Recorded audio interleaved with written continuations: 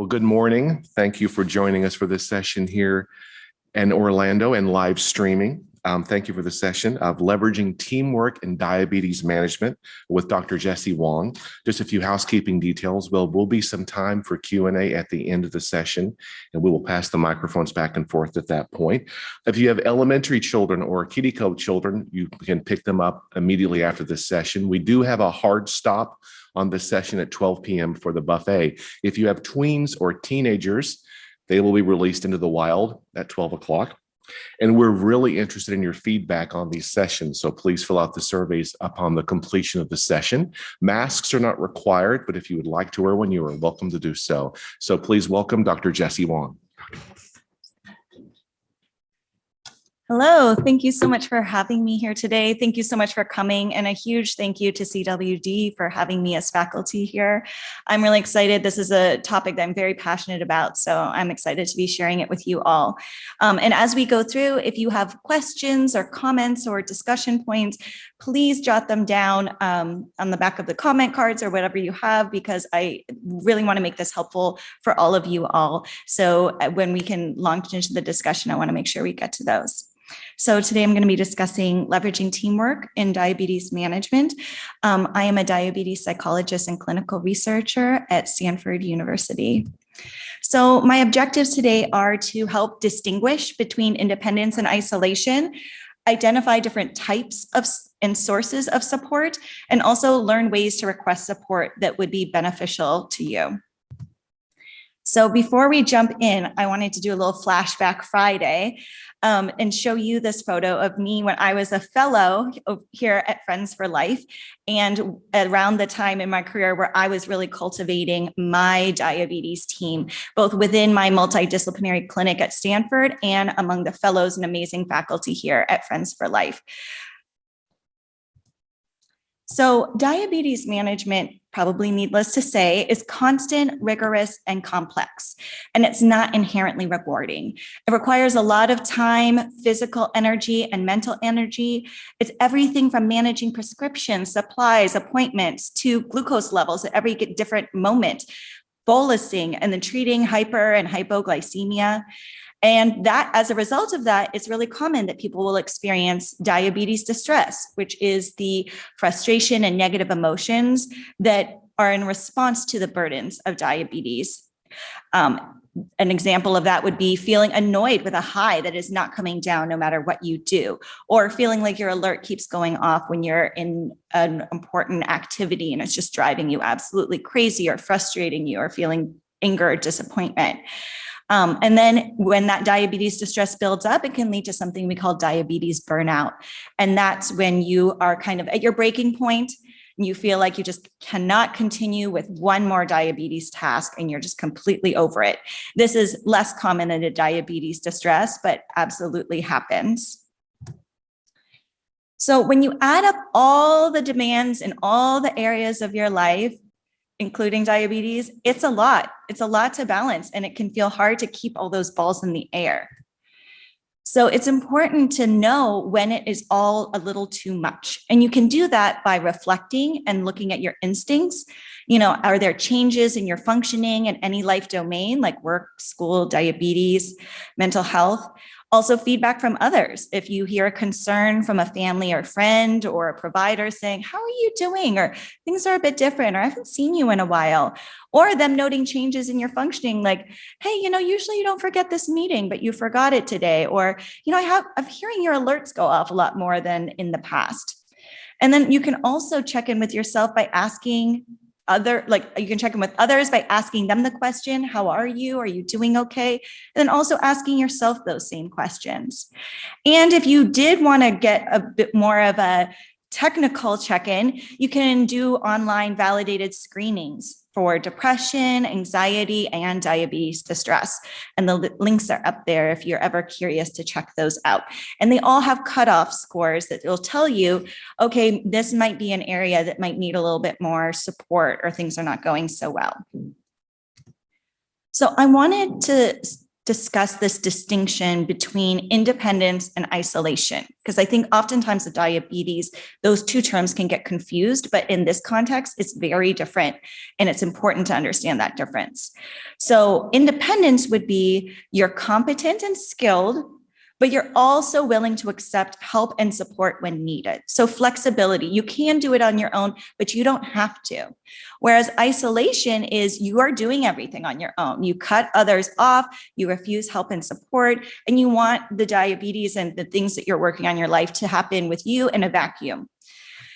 And there are lots of factors that make it so people might be prone to isolation. So for one is denial that there's an issue or that support would benefit them or that anything's not going well. Lack of support. Some people would like support, but they don't have it to be offered to them.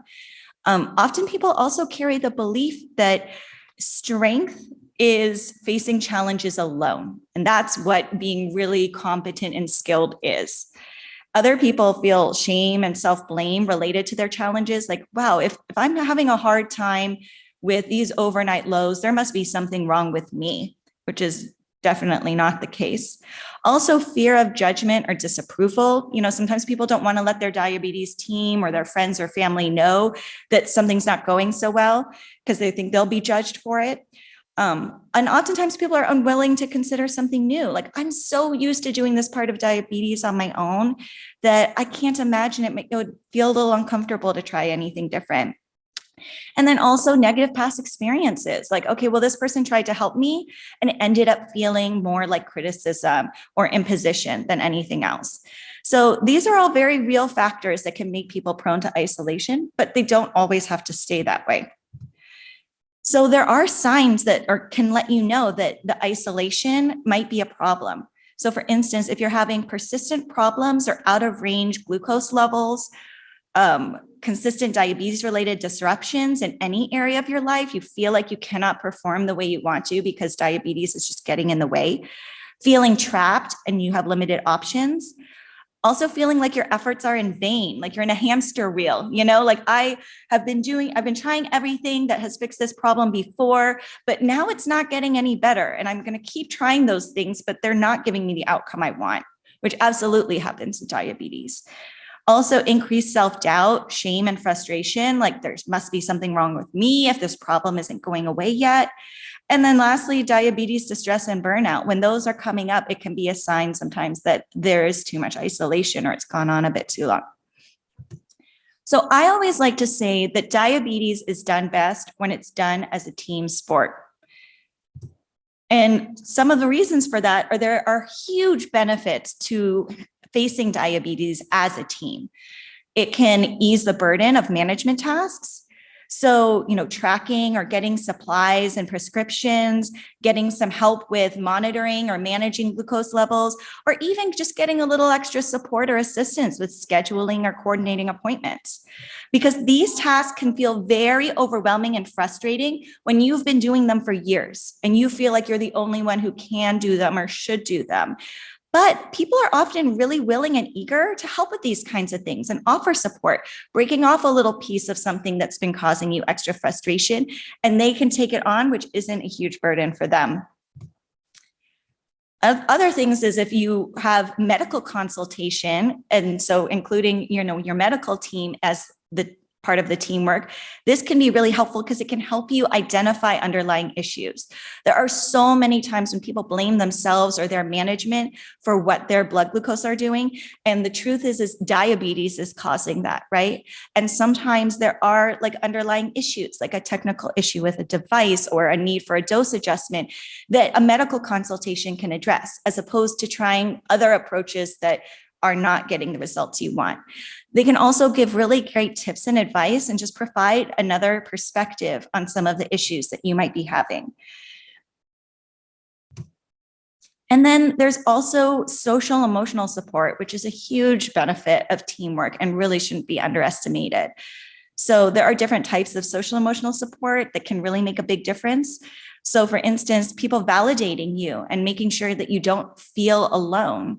Also, just talking through issues can have a huge impact, even if no one gives you any advice. Just saying out loud what's going on and describing it can have a huge benefit, and you can see things from another perspective. And it provides a really different approach than what it's like when you're just kind of reacting in the moment or thinking it through just kind of on your own. And then when you do connect with others, sometimes they do provide a new perspective and something different than what you would have gone through on your own. And this is a really important point. But even if you never use any social or emotional support from people around you, knowing that it's there, identifying sources of that support, and knowing that if you ever needed it, it is there, that is sometimes enough. That in and of itself has a huge benefit, even if you never actually use it. So getting support from others, it's not just about feeling better. It's not just about emotions or feelings, which as a psychologist, let's clarify, those are very important as well, but they are also linked to better glycemic outcomes. So it really does benefit the entire gamut of things that people are concerned about to be considering taking a team approach. Now, I think it's really important, another distinction that's important to make is the difference between needing help and asking for support. Now, those might sound synonymous, but if you think about it, it's, are you dependent? Are you do not know how to do a diabetes management task? Or are you fully knowledgeable and competent, but you could benefit from some support in that area? And this is the difference between can and should. There are a million things that all of us can do every single day. Does that mean we should be doing every single one of those things every single day? We probably wouldn't be able to function if we tried. And thinking to yourself, is help needed or is it appreciated if offered? And there is also this distinction between begging or burdening others versus collaborating and delegating, which is actually teamwork, right? And then requesting support before issues become too persistent or too blown, because then they're a lot easier to address and solve, and you don't have to go through that anguish of having it be so drawn out. Now, this is an analogy that I really like. I was watching basketball, being from the Bay Area, we're definitely rooting for the Warriors. And my daughter told me at the end of one of the games, she said, you know, my favorite part of watching basketball is watching the players help each other off the floor. And that really got me thinking. I'm like, why is this in most sports, especially even with there's this macho, sentiment going on, that they always help each other off the floor? And so I did a deep dive into reading about it. And I found, so it is customary that teammates do this after they fall or they slide. And there were a few hypotheses, all of which I adore. One is to conserve energy. It takes less energy for the person standing to help pull a person up than it does for that teammate to get off the floor by their own volition. So in that way, across the team, it's saving energy versus kind of just putting it on that one person and having their energy depleted. Also, it builds morale and it reinforces team camaraderie. It makes those connections. It reminds everyone that you're working together. You have the same goals.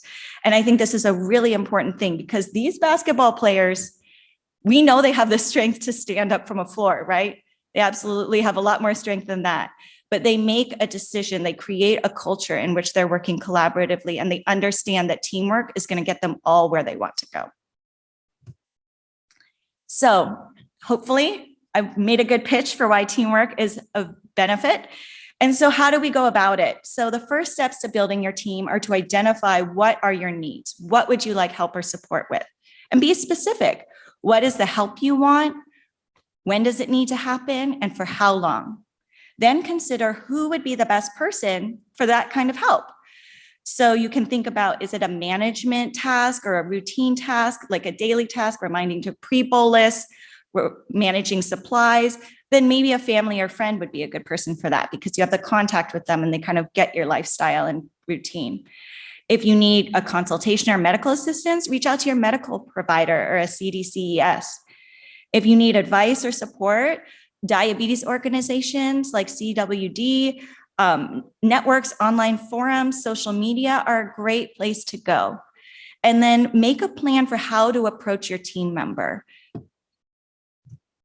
So before we move on, I do want to acknowledge that lots of people are hesitant to ask for support. So despite all the benefits that I went through, there's lots of reasons why people instead of approaching diabetes with the support team, kind of stay in that isolation or they're hesitant to try. And I want you to think about some reasons why. One is the fear of burdening others. I would say this is one of the top ones, right?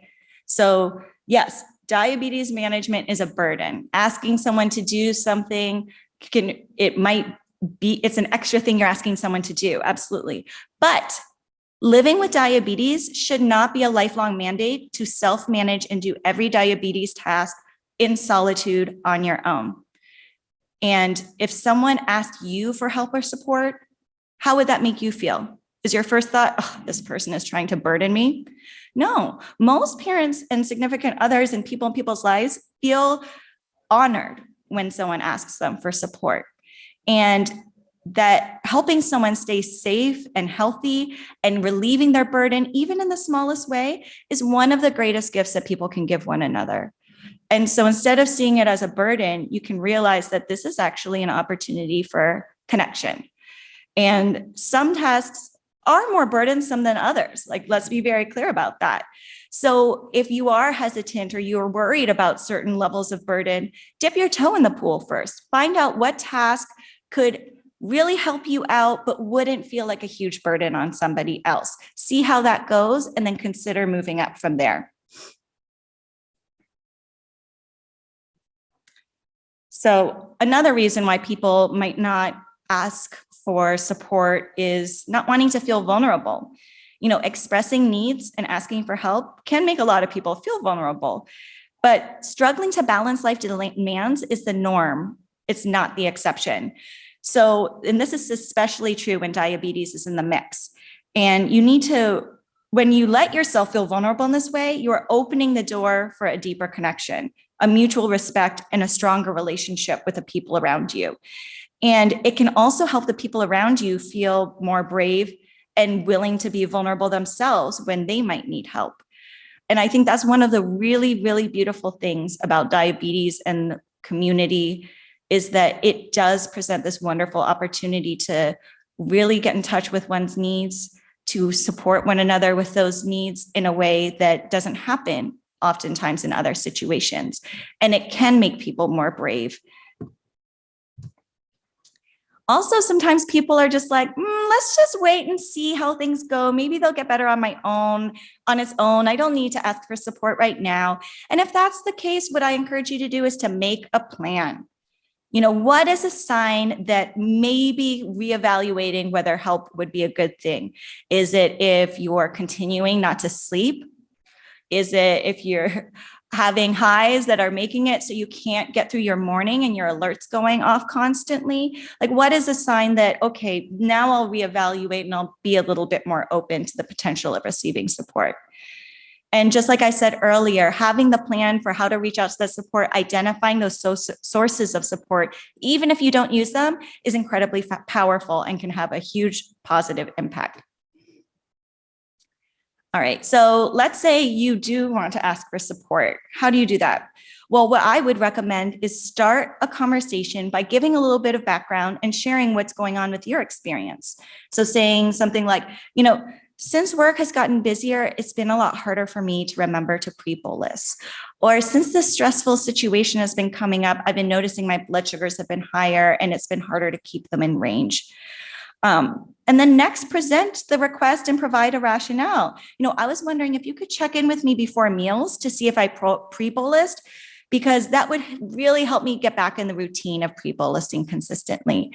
Or would you be willing to turn your alerts on overnight as just a backup in case I don't wake up to treat a low?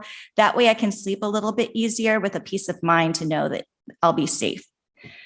Also be flexible. So work with your team to see what will work for you and them. So if you ask for something and they're like, oh, well, I actually can't do that, work with them to say, okay, well, what can we do? What would fit my needs, but also works within what you can provide? And then also be honest. Don't agree with a plan that won't work. So if someone's like, oh, I can't help you with that, but I could pick up your prescription, you really don't need help with that, then let them know, you know, that's okay. Maybe we'll find something another time. And then check in later on. If you do come up with a plan, set a period of time to have a conversation again to see what's working, what's not working so well, and whether you want to stop, expand, or just keep things going the way they are. So I want you to think of a time when you felt supported by someone. Just really imagine a time when that support was there. And I want you to think about the type of support that someone provided you and what you liked about that type of support or the support in general. And this is really, really important because everybody's different and everyone has a different style, has a different type of support that feels good to them. Some people want to discuss feelings, some don't. Some people want hands-on support, others don't. But knowing what your needs and preferences is really the key to coming up with something that's going to work best for you.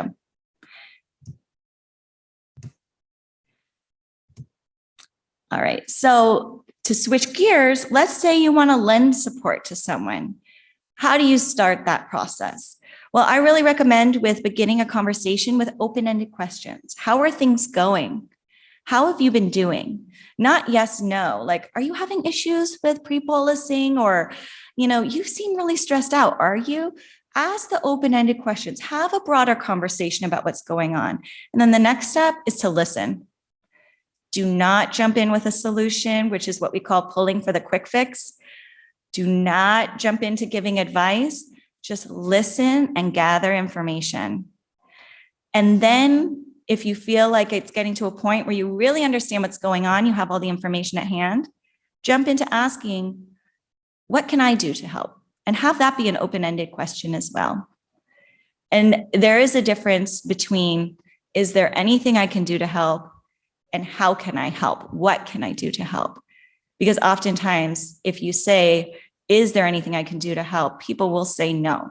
But if you say, what can I do to help? That starts a different conversation.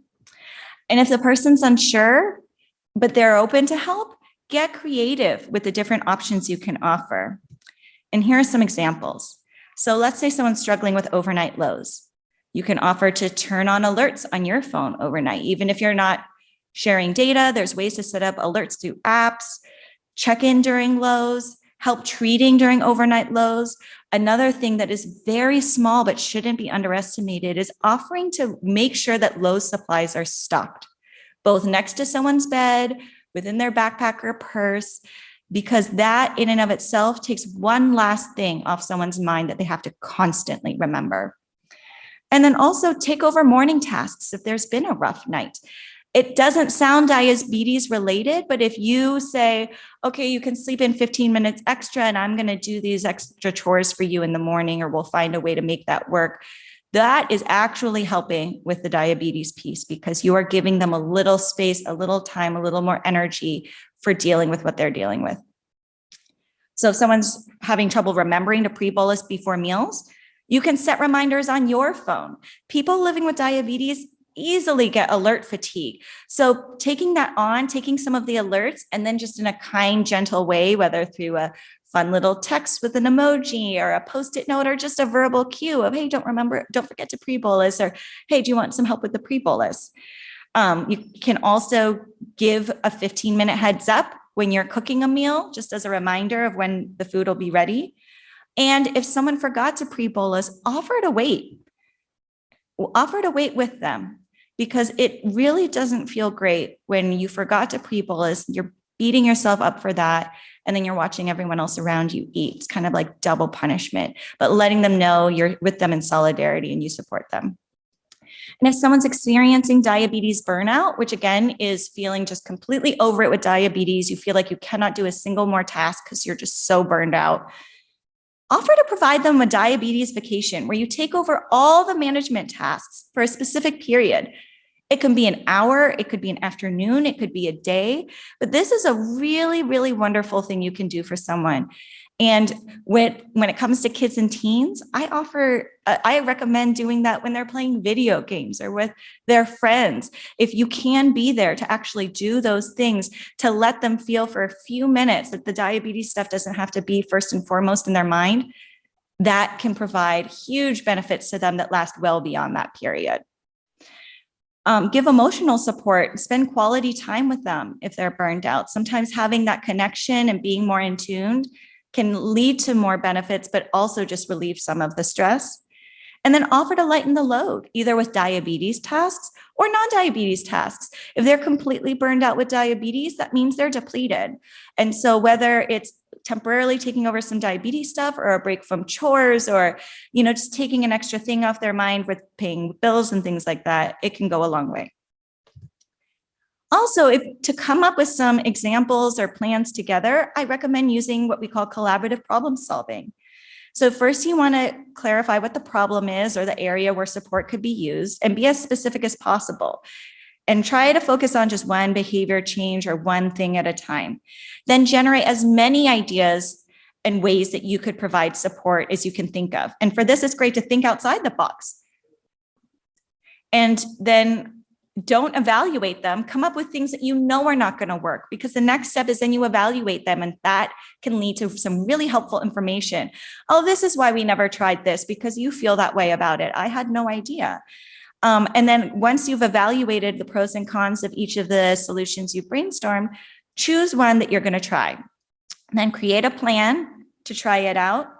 And then make sure you have a stop point where or not a stop point, but a check-in point where you evaluate how it went, what went well, what didn't. If it went well, awesome, reinforce and carry on. If not so well, go back to the brainstorming and reevaluate those solutions, because you do have more data when you know that something didn't work. That gives you really helpful information to try to figure out what will work. Now, trying to help someone who doesn't want help can be frustrating. So sometimes we need to think about how we can support our teammates from the bench, even if we're not being called onto the field. And if support is being declined because the person doesn't see that there's a problem or feel that there's a problem, have an open conversation. And then set benchmarks for what you both agree would indicate that, okay, now this is a problem. So for example, if someone's saying, I hear you that I've been high a lot, but I don't think it's an issue, then have an open conversation of what would be a sign that we can both agree is definitely an issue. Is it large ketones? Is it that you're missing school or work or sitting out on important events because you're high or your alerts are interfering too much or you're feeling sick? And then that will be the benchmark for determining what would happen. If support is being declined because they don't like the help that's being offered, use the collaborative problem solving steps that I just went over and make sure that you come up with solutions that they feel like will be helpful for them. And if you're not sure why support is being declined, try to find out more. Use active listening. Ask open-ended questions. Ask clarifying questions to make sure you understand. And really gather as much information as you can. And if they don't really want to share, just let them know, I want to understand. And whenever I hope you can be patient with me while I try to understand. And if you don't want to talk about it now, I'm always here. But I do want to understand what you're going through. Even if you don't allow me to help, I want to understand the problem. And then let them know that you're there to support them if and when they are open to it. Now, forcing unwanted solutions is something that people talk about a lot, but it's important to acknowledge that diabetes can be very personal. Everybody's diabetes journey is unique. And sometimes parents and other team members are very well-intended, but can sometimes try to force a person living with diabetes to do things that they don't want to do, like starting a new device or going to diabetes camp, or participating in diabetes-related activities, or openly discussing diabetes or their devices with the people around them, like in school or in work or with family, and they don't feel comfortable with that. And I just wanted to give everyone a heads up that pushing too hard in these areas can lead to backlash. It can also lead to you getting kicked off the team. So remembering that even if sometimes, you have more lived experience or you have an insight that the person doesn't have, you still need to respect that people need to do diabetes the way that works best for them.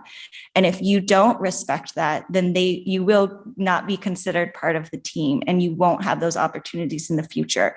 So expressing yourself, but with respect for them and empowering them to make the decisions in their life is key.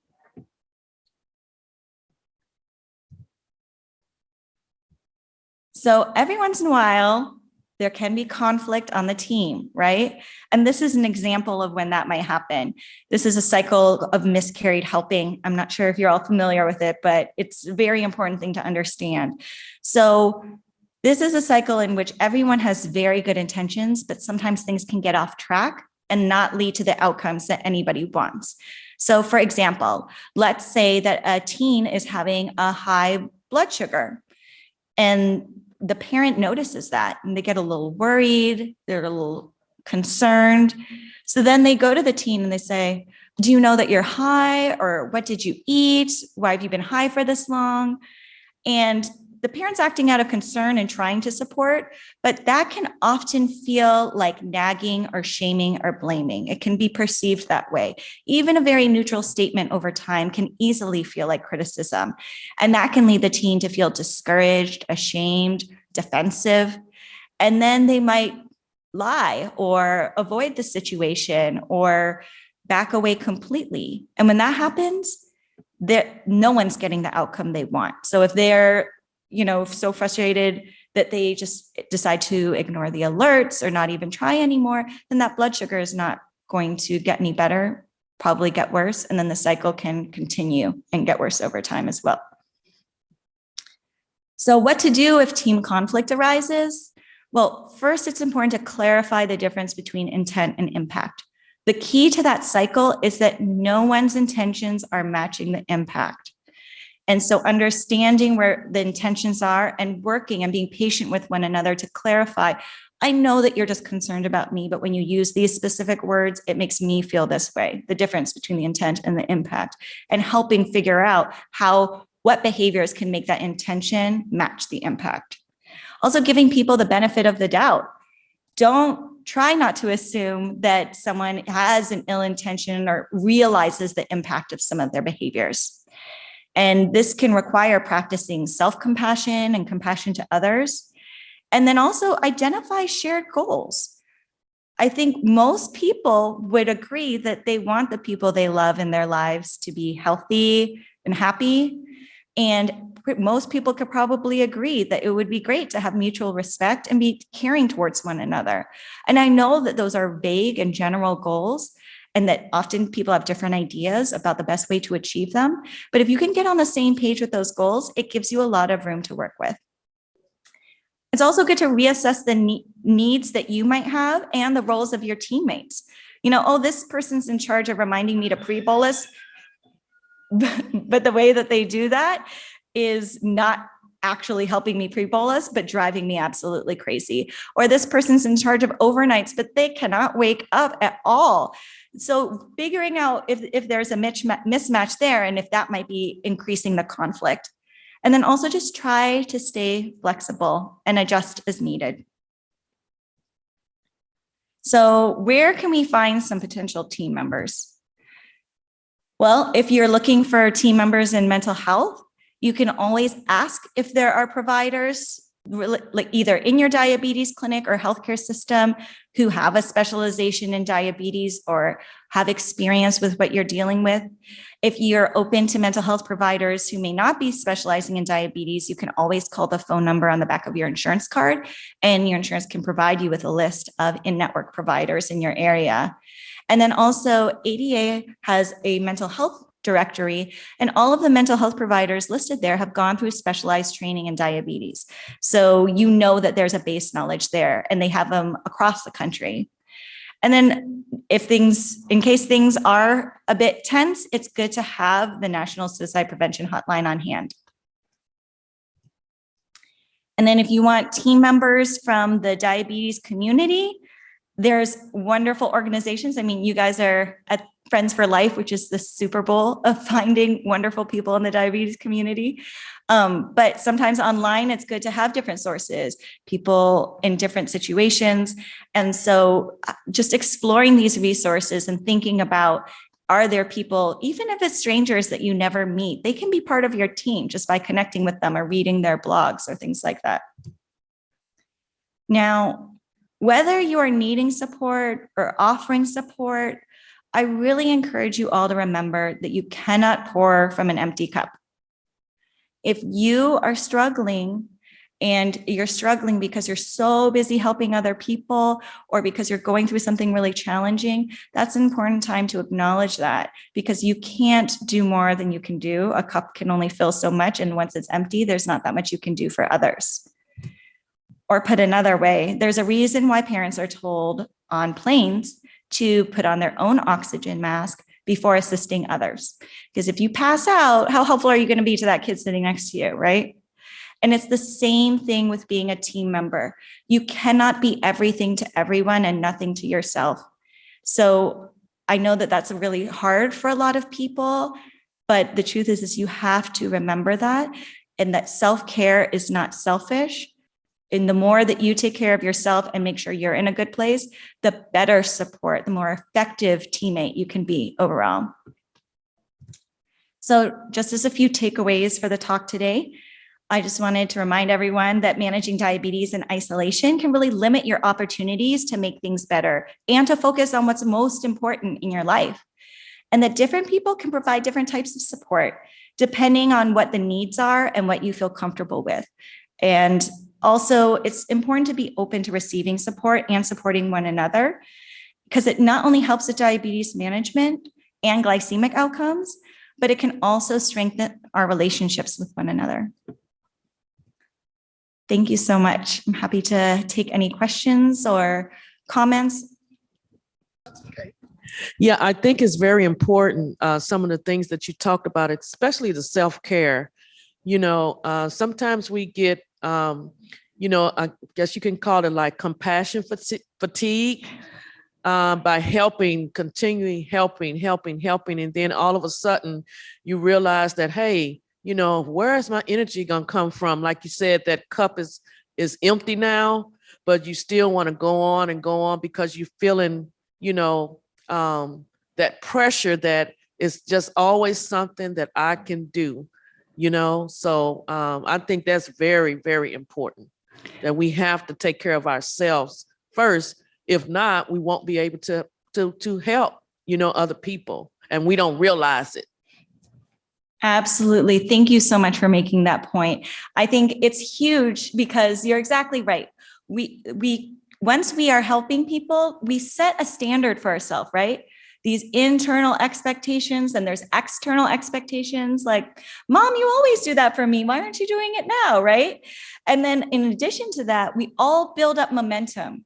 We're creatures of habit. So when we're used to being this to this person and this to this person with all these balls in the air, but then all of a sudden the balls start to get a bit slippery because we have stress or something's going on in one area, that is tough because we're so used to, this is the routine, this is what I do. And it can be hard to change lanes. It can be hard to take that foot, not only take it off the gas, but put it on the brake, right? But I think that's why it's so important that we all remind each other, because we're all kind of in our worlds doing our thing, and it feels like we're falling short when really we need to reevaluate. Am I falling short, or did I kind of set these expectations or these standards too high, or did someone impose those on me? Because we're all doing a lot. We're all doing a lot, and it's inevitably going to feel like too much at some point or another. And I really encourage everyone to remember, like I said, that self-care is not selfish. Self-care is just as much for every single person that you are helping as it is for you.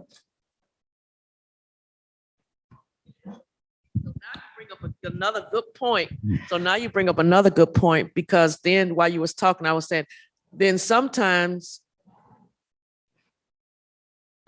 we feel like the other people or the person expects you to do those things. Yeah. They rely on you to do those things. And then you may have in the back of your mind and say, when are they going to realize that maybe I'm the one that needs the support, or can you do it now? Yeah. When is somebody going to say, okay, I got it, I'll do it. And you hardly hear that because they know that you're going to do it, so yeah, you another good point. No, I totally agree. And I feel like there's two sides to that coin too. One is that people rarely wake up one day and they're like, you know what?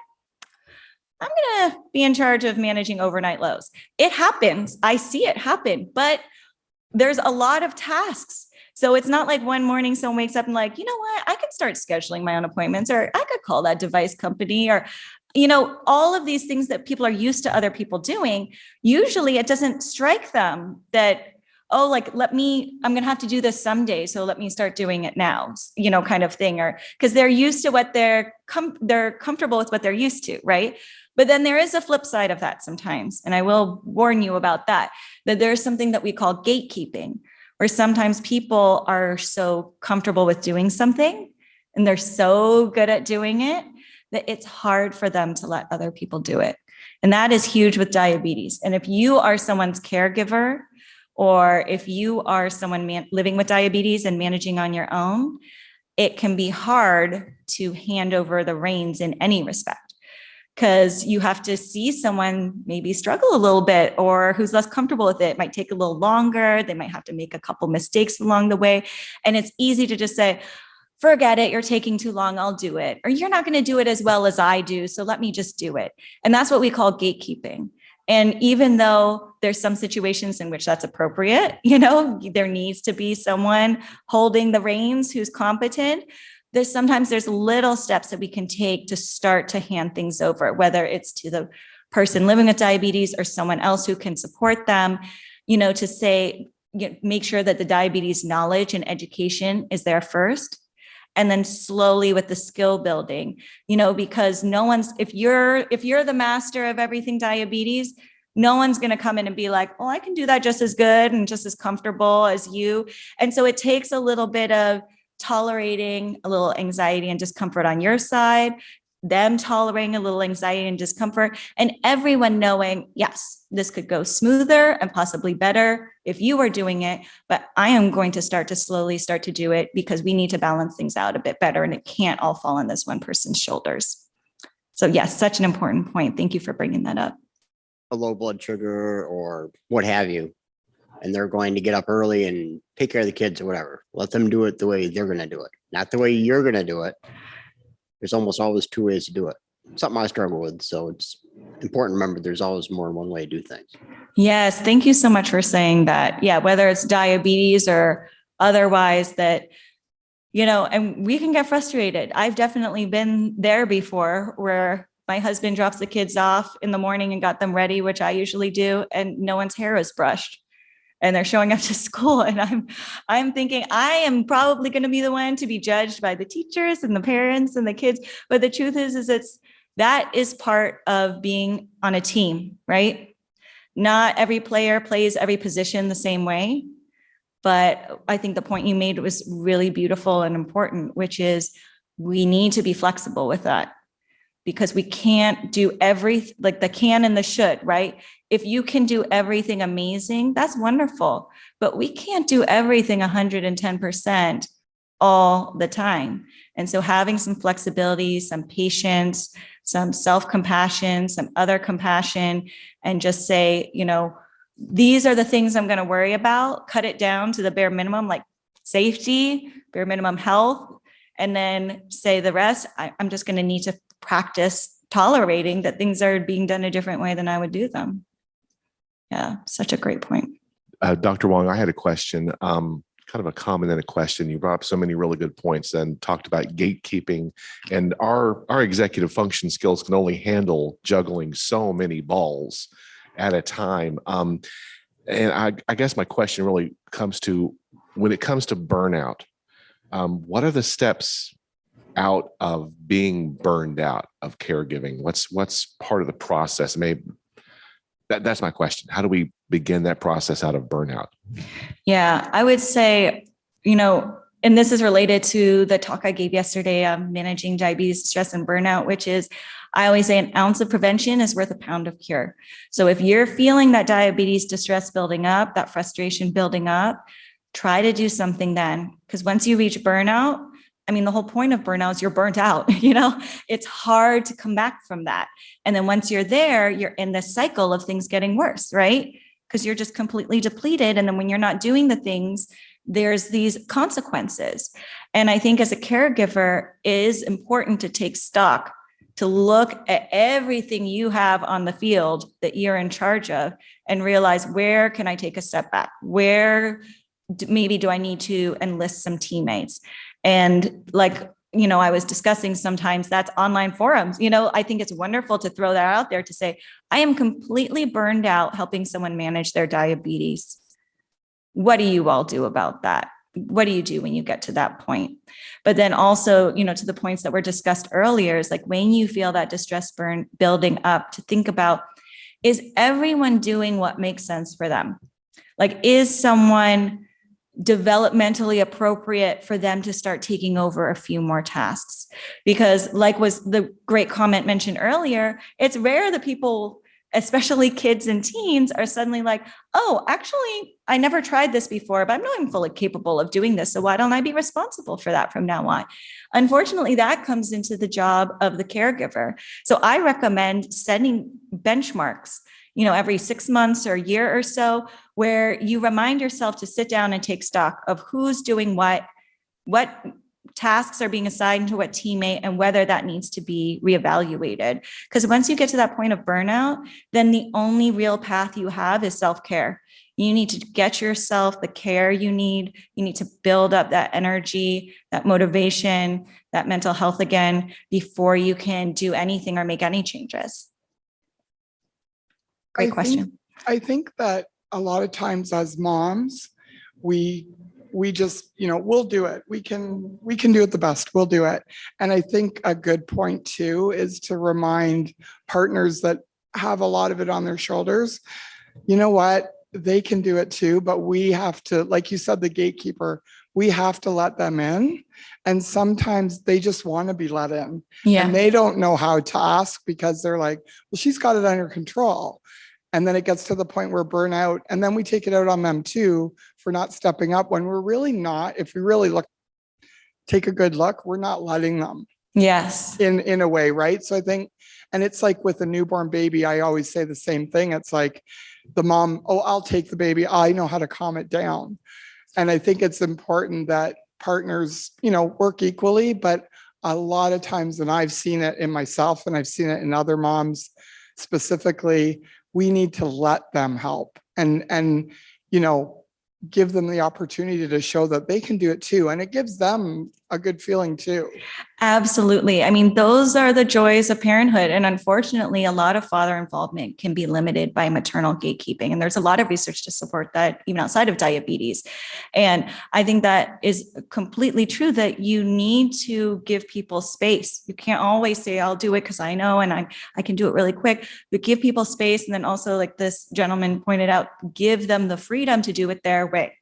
And oftentimes that, especially with diabetes, it can be hard to do that unless it's out of necessity. Like someone's going on a trip somewhere, or they want to do a sleepover. And then it's also tough too, because there are tricky situations. Like earlier, I was really emphasizing that the person living with diabetes should be the one to decide based on their preferences. But there are a few exceptions to that, in my opinion, which is, for instance, if someone is a bit younger and they're getting injections or changes, and they will only let one person do that. And that's hard because that might be their preference. But sometimes when the only rationale for that preference is because that's what I'm used to, then we need to look at the bigger team's needs. Because if there's certain tasks that could be distributed, that the team can pass the ball to one another, then it's not a great strategy to have them do that. And it does make that person very prone to burnout.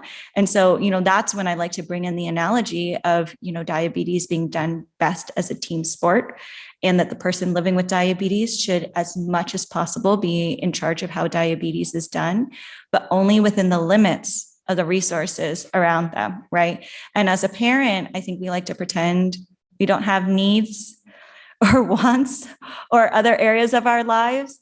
But that is a huge part of preventing burnout, is being honest with yourself. Like what you were describing, I think, is being very honest with yourself of, I'm doing this because I know I can do it quick, and I don't want my partner to get frustrated. I don't want this kid to get frustrated. I don't want the pump change to stress the kid out. But the truth is this is a necessary step to get us all where we need to go. So how much of this is growing pains where I'm going to just need to tolerate that? Because we all live in a system, especially within our family. And if one person is feeling like something's unsafe, or if they're feeling uncomfortable, or they're worried that it's going to go terribly wrong, everybody else in that system picks up on that and they react to that. So going into it with self-compassion, self-patience, patience for others, and open-mindedness is really key, and trying to get together on the goals of the team. Well, thank you all for being part of my team in this discussion today. I really appreciate your contributions and for being here. And I hope you enjoy the rest of the conference.